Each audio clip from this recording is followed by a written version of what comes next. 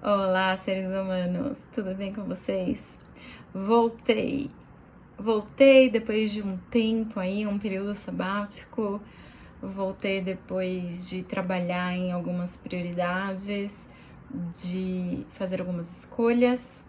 E como diria um professor de cursinho meu, cada escolha é uma renúncia. Eu não sei se foi ele. Eu lembro dele falando isso. Não sei se, obviamente, essa frase não deve ser dele, mas eu lembro dele falando isso. E eu tive que renunciar a algumas coisas, algumas não tão importantes para mim, algumas muito importantes para mim, como Vida Mais Bela, mas eu tive que cortar algumas partes da minha vida para fazer com que ela coubesse dentro dessa caixinha chamada pandemia, sabe?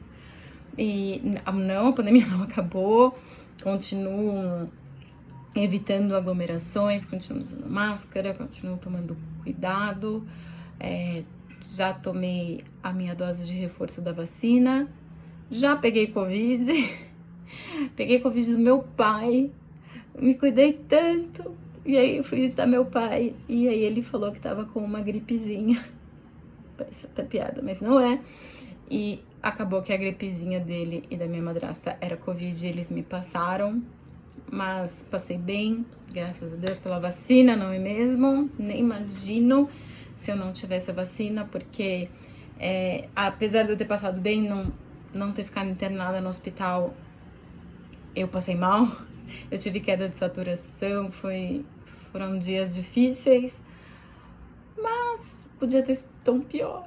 Então, graças a Deus pela vacina, meu pai e minha madrasta ficaram super bem. Conheço muita gente que pegou, gente que estava se cuidando e pegou, gente que não estava se cuidando e pegou. Meus irmãos não pegaram, então eles têm carta verde aí pra me zoar muito. E eu os encontrei, fui pra lá. Os dois estão morando lá na Europa, então eu fui pra lá, passei o Natal e o Ano Novo com eles. Não peguei durante a viagem, por isso que eu falo que eu me cuidei tanto. Peguei assim que eu voltei, inclusive, e eles estão bem, estão ótimos. E foi muito bom matar a saudade. E esse ano eles vêm pro Brasil pra visitar meu pai também, vai ser muito gostoso. E aí, hoje eu tô com um tempinho aqui, que eu tenho aula, tô terminando meu MBA, graças a Deus. E parei de trabalhar agora, então eu tenho um tempinho. E vim aqui porque durante esse tempo que eu fiquei ausente, eu pensei em muitas coisas pra gravar. Aconteceram muitas coisas comigo, passei por muitas situações que eu falava, nossa, eu preciso gravar. Mas eu não tinha forças, eu não conseguia. Me faltaram muitas forças pra muitas coisas nessa pandemia. E eu acho que esse é o primeiro recado. Eu quero gravar vídeos novos, né? Eu preciso gravar vídeos novos, eu preciso recontar a minha história. O canal, ele tem a minha história, mas ele tem uma Renata diferente da Renata que eu sou hoje. Não só fisicamente, né? Eu mudei basicamente tudo em mim. Então, não sou uma Renata diferente fisicamente, mas uma Renata muito diferente emocionalmente. E eu acho que eu falei coisas que eu não devia ter falado, mas eu também não vou tirar vídeo nenhum, tá ali, era emoção, era o que eu senti no momento. Eu tive até uma conversa mais densa e mais difícil com os meus irmãos sobre um dos meus vídeos, porque eles discordavam muito do que eu falei, do conteúdo do vídeo. E eu expliquei pra eles que eu enfrentei muito daquilo sozinha, porque era muito difícil falar sobre o assunto. Um gato passando não respeitando o vídeo. Querido, você está no meio de uma gravação, você sabe disso? Vamos sair daqui? Oh, meu Deus, esse é o George, gente. Esse é o George, que ele dá um oi. Dá oi, George. Pode? Teu oi? Ele tá acostumado que eu falo muito de vídeo com meu pai, com os meus irmãos, e eles amam o George. Então ele vê que eu tô falando no celular, ele já passa aqui na frente. Mas voltando, o vídeo que eu falo muito dos meus avós, que eu falo de constelação familiar e que eu conto um pouco mais dos detalhes íntimos da minha família, né? Eles não concordaram muito com o fato de eu ter compartilhado, de eu ter exposto. Eu sei que alguns membros não vou falar da minha família, porque eu não sei se eu considero da minha família, mas algumas pessoas com o mesmo sobrenome que eu também não ficaram contentes. E eu expliquei, que era o que eu tava falando antes do Jorge me interromper, que eu enfrentei aquilo sozinha.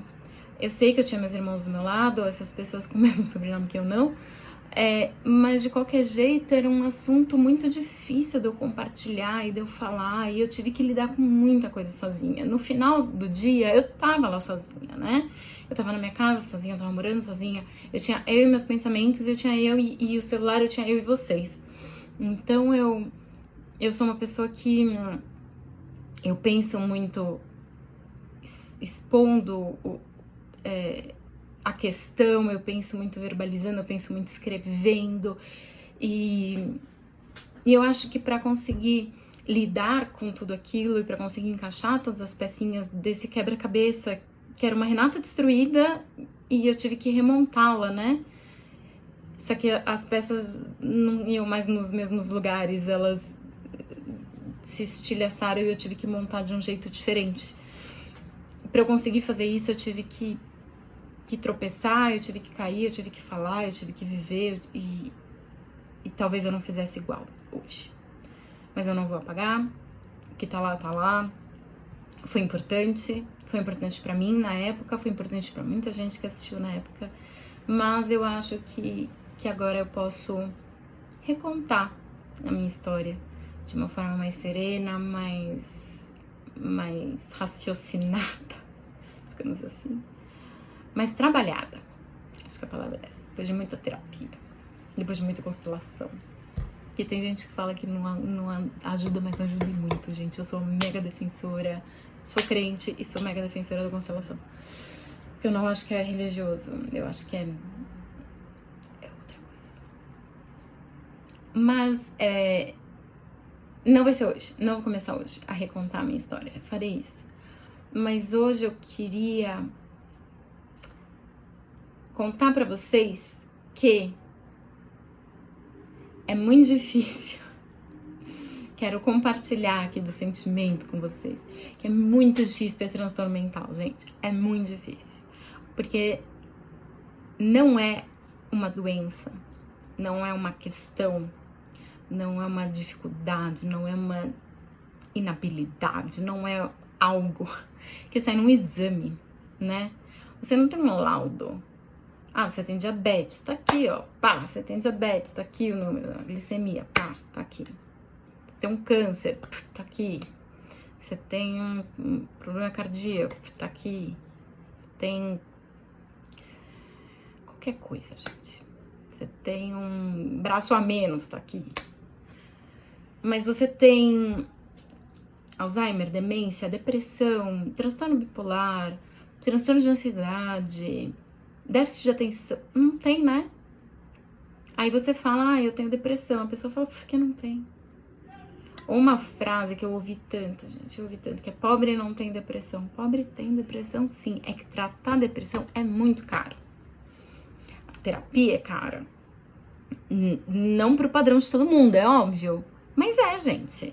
Terapia é cara. Uma sessão de terapia que custa hoje, que é o que eu tenho visto em média, tá? 250, 300 reais, gente, pra fazer uma vez por semana. É um salário mínimo por mês, só em terapia. Não dá.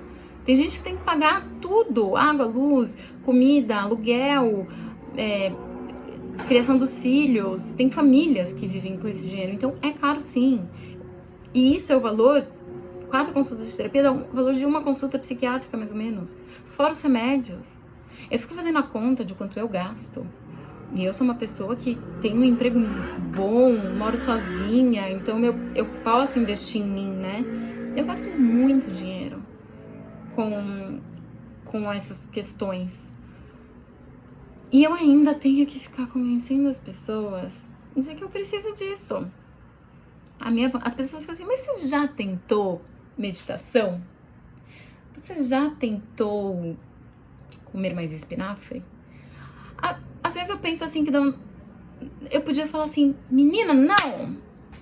Nossa, 20 anos de consulta com psiquiatra, depois de internação, depois de ser cobrado de todos os remédios possíveis e impossíveis, depois de, não sei quantos médicos, não sei quantos terapeutas, um maldito amor.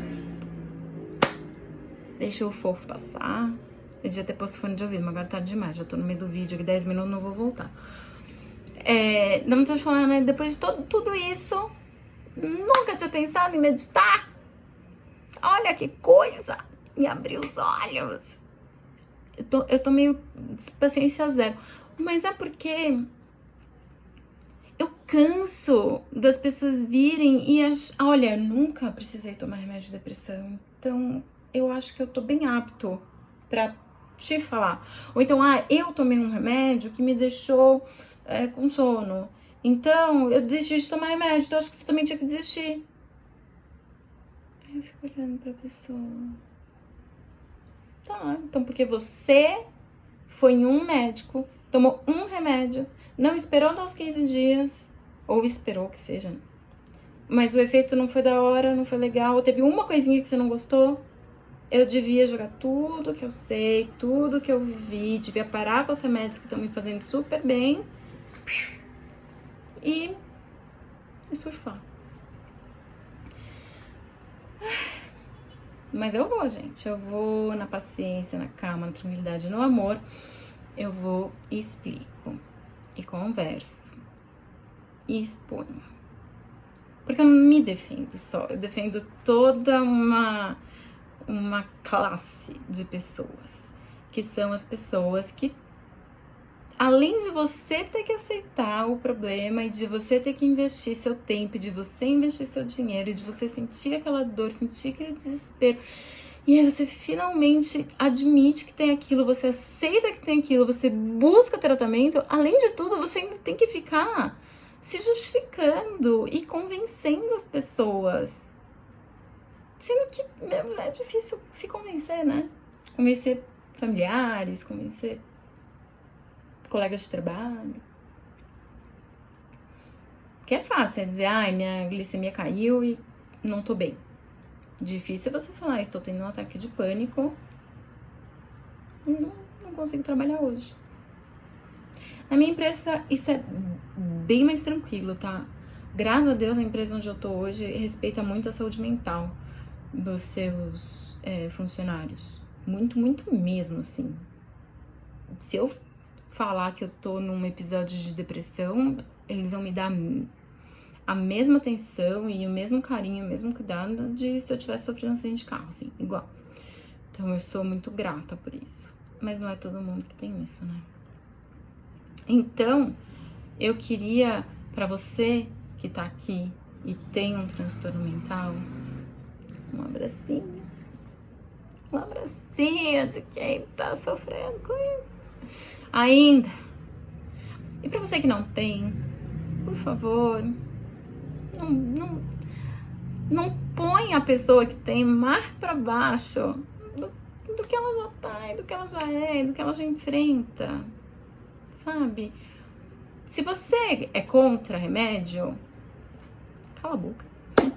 Ou então, pergunta por quê, pergunta a história da pessoa, pergunta como ela chegou naquilo, pergunta o que ela já fez na história dela, na vida dela em relação a isso, sabe? Seja curioso, seja empático, ajude, auxilie, fala, olha, tô aqui, conta comigo, qualquer coisa assim. Tão melhor, tão mais bonito. E é isso. Eu, na verdade, não tenho... Eu falo assim, meio sem paciência, mas eu entendo essas pessoas, porque eu entendo que essa preocupação e esses questionamentos, pelo menos na maioria das pessoas, eu espero, vem de um lugar honesto, sabe? Vem de um lugar puro e preocupado e de empatia, assim... Empatia não, mas vem de um lugar bom. Mas não É igual dar conselho pra recém-mãe, sabe? Guarda pra você. Guarda pra você que é melhor, porque você não sabe o que aquela pessoa tá enfrentando, tá lutando, você não sabe a guerra, você não sabe como é exaustivo. Então, guarda pra você essa opinião. Então, se você não é psicólogo, se você não é psiquiatra, guarda pra você. E se você for uma dessas coisas, eu espero que você saiba quando falar e quando guardar pra você. Certo? É isso. Não sei se eu vou conseguir ler mensagens, se eu vou ler todas as mensagens. Peço perdão mesmo. Se você precisou de mim, eu não estava disponível. Acredite, eu precisei de mim e não estava disponível. E toda dor é por enquanto. E eu realmente estou caminhando um dia de cada vez. Fiquem com Deus. Beijos.